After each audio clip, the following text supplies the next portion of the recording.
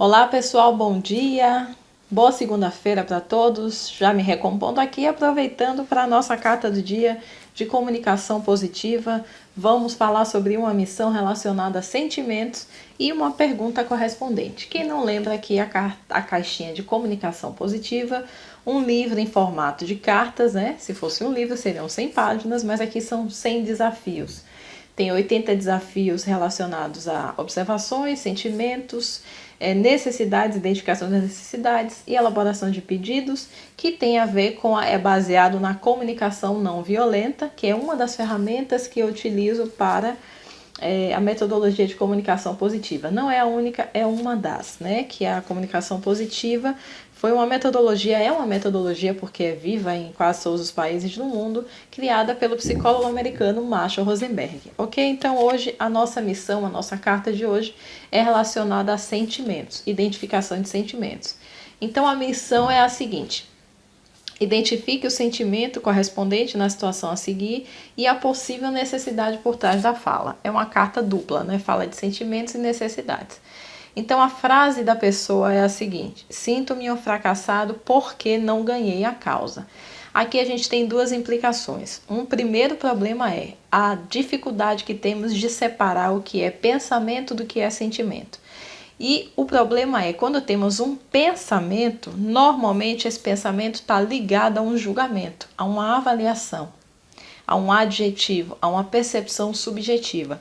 Então, ser fracassado, se sentir fracassado, é uma apresentação, é uma expressão de um julgamento. O que é ser fracassado para uma pessoa é diferente do que é ser fracassado para outra. Tem pessoas que se sentem fracassadas porque não trocou o carro esse ano. Tem outras pessoas que se sentem fracassadas por não ter carro. Tem pessoas que se sentem fracassadas porque não andam de bicicleta. Enfim, cada um tem a sua significação sobre o que é o termo fracasso. Diferente disso é um sentimento. Os sentimentos são universais, fazem parte da condição humana, como, por exemplo, alegria, tristeza, euforia, vergonha, culpa. São sentimentos que estão ligados a uma ordem de representação hormonal, de representação biológica e, claro, tem uma coerência também de pensamentos. Então, ou um pensamento pode gerar um sentimento, ou um sentimento vai alimentando pensamentos correlatos. Mas, quando eu falo para você que eu me sinto triste porque eu perdi uma causa, é diferente de dizer que me senti fracassado porque eu perdi uma causa. Porque o rótulo fracassado requer uma série de comportamentos e de ameaças externas, de pessoas que venham a interferir no meu resultado desejado e que requer todo um cenário, um teatro para o fracassado existir. Diferente disso, é uma pessoa que está triste pela manhã, quando aconteceu isso, quando perdeu a causa, e à tarde pode estar feliz por outro motivo, ou porque trabalhou os pensamentos e a mente. Então, qual é o sentimento correspondente na situação a seguir? A gente pode dar um palpite. A pessoa está se sentindo triste, ou a pessoa está se sentindo envergonhada, ou a pessoa pode estar se sentindo culpada porque não ganhou uma causa. Então aqui a gente vai começar a trabalhar o sentimento que ela está projetando naquela situação, mas lembrando, quem cria o sentimento é a pessoa. O que está acontecendo lá fora pode ser um gatilho daquele sentimento.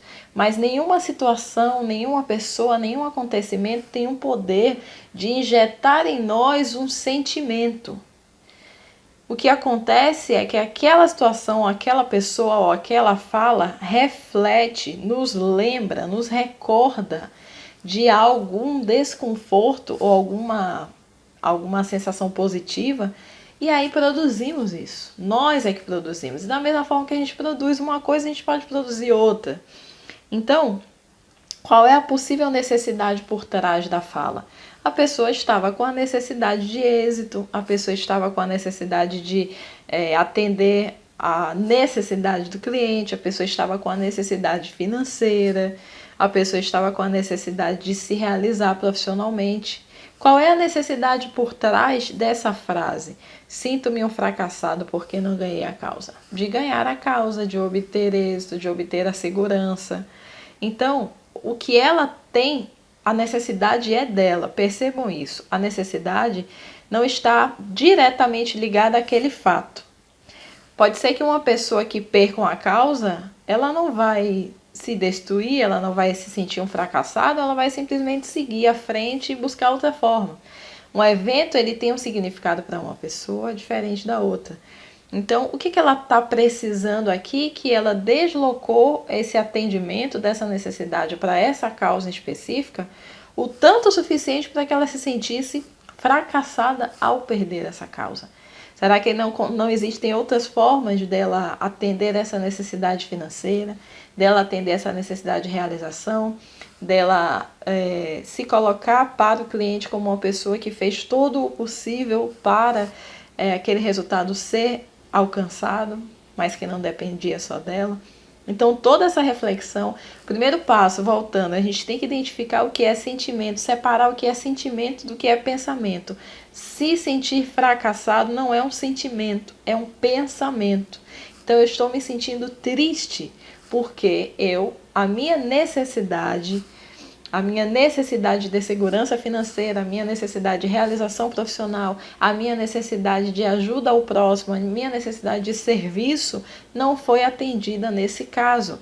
Então, o que eu vou pedir a partir dali? O que eu vou pedir para resolver essa situação? Então fica aí essa reflexão. Toda vez que você estiver numa situação em que algo parece que está acontecendo lá fora e que essa situação é que que determinou o seu sentimento, comece a refletir. O que está me faltando nesse momento? O que está faltando para mim nesse momento para que eu esteja vendo essa situação desse jeito? Porque as situações são como cenários, são como cenas de novela, teatro.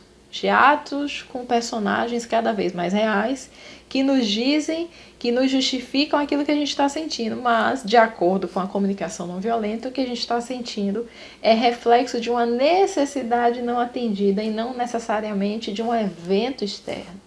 E quando a gente começa a mudar a ordem de percepção das coisas, a gente vai se empoderando a modificar nossos estados emocionais com mais facilidade. É um treino.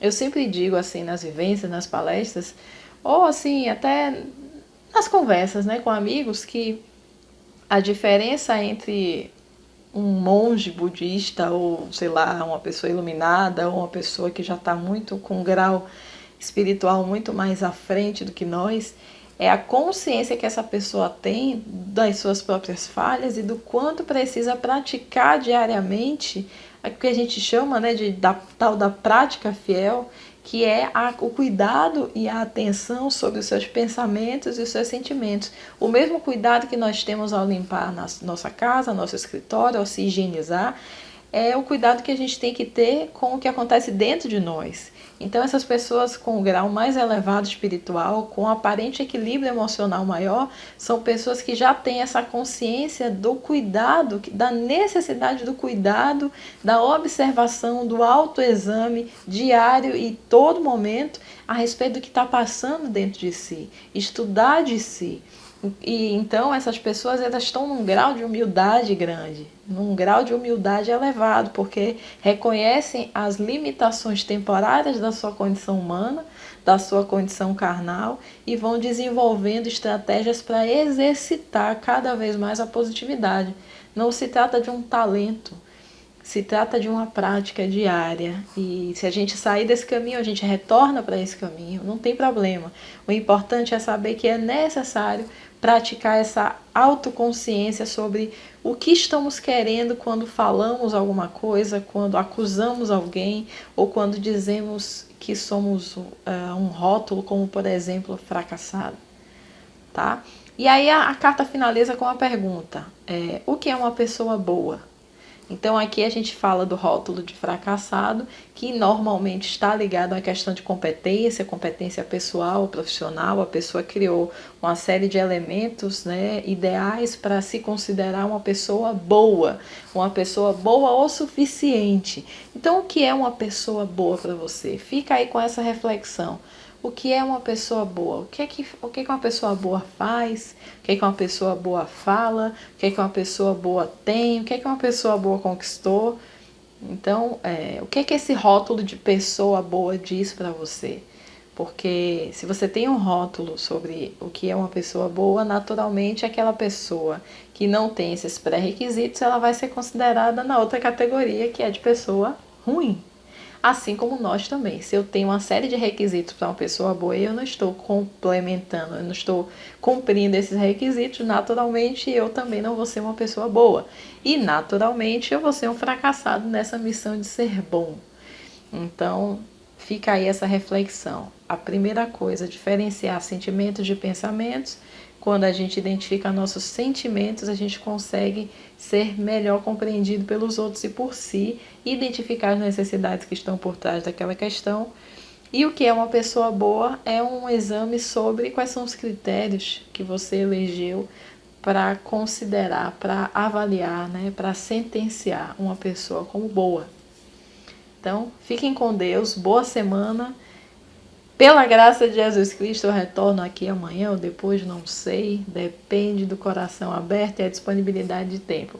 Obrigada pelo seu tempo, obrigada pela sua dedicação a si e a mim nesse momento. Fiquem com Deus. Até já.